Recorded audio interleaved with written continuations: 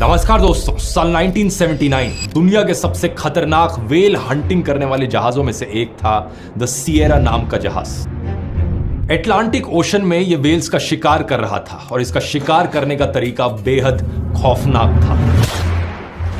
इस जहाज में मौजूद हंटर्स इस बात का फायदा उठाते थे कि वेल्स बहुत ही इंटेलिजेंट और एम्पैथेटिक होती हैं। अगर किसी वेल को चोट पहुंचती है तो बाकी वेल्स उसकी मदद करने आती हैं। ये लोग एक 2500 किलो की हार्पून गन का इस्तेमाल करके एक वेल पर हमला करते। जैसे ही वेल की बॉडी के अंदर घुसता, अंदर जाकर बॉम्ब की तरह एक्सप्लोड कर जाता। बेचारी वेल का खून बहने लगता, वो चीखे लगाती और उसकी चीखे सुनकर बाकी वेल्स वहां पर आ जाती उसकी मदद करने के लिए। और इसी मौके का फायदा उठाकर ये वेल हंटर्स सभी वेलों का शिकार कर लेते। द सिएरा जहाज इस तरीके से अब तक 25,000 से ज्यादा वेल्स को मार चुका था। ये इतना बदनाम था कि दुनिया भर के कई पोर्ट्स पर इसके घुसने पर बैन था और इसके ज्यादातर क्रू मेंबर्स के खिलाफ अरेस्ट वारंट्स निकले हुए थे। 16 जुलाई साल 1979 के इस दिन को यह जहाज इसी तरीके से वेल हंटिंग कर रहा था, पोर्चुगल की कोस्ट से करीब 200 मील दूर। जहाज में बैठे हंटर्स ने सोचा था हमेशा की तरह ये दिन भी बड़ा सुनहरा रहेगा वेलिंग के लिए।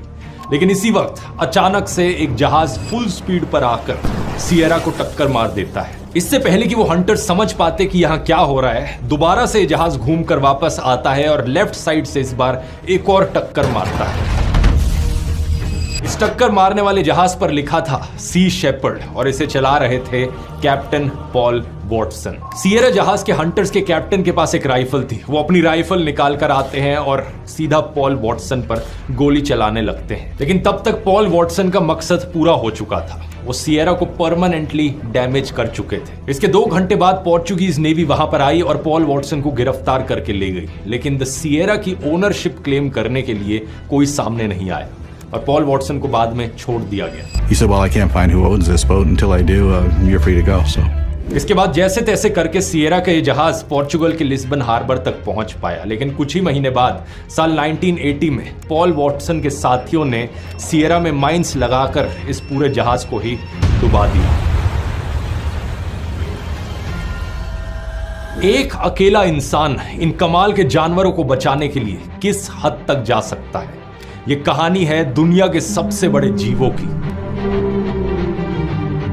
इन जीवों को मारने वाले वेल हंटर्स की और इन वेल हंटर्स को हंट करने वाले एक पायरेट की। यह कहानी है पॉल वॉटसन की, जो पर्यावरण को बचाने के लिए किसी भी हद तक जाने को तैयार